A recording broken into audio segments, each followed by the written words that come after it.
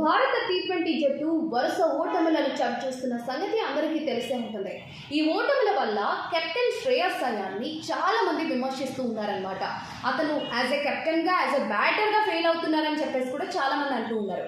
అయితే ఇలాంటి విమర్శలకి గట్టి కౌంటర్ ఇచ్చారు శ్రేయస్ అయ్యర్ వాళ్ళ సోదరి శ్రేష్ఠ అయ్యర్.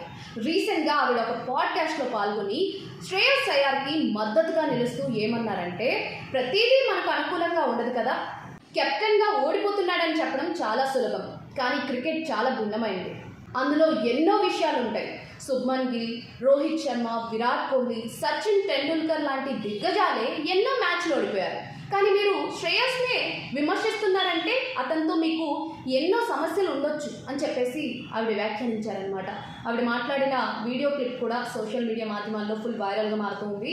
సో ఈ విషయంలో అసలు శ్రేయస్ అయ్యర్ తప్పేమైనా ఉందా? మీ అభిప్రాయం ఏంటో కామెంట్ చేసేయండి.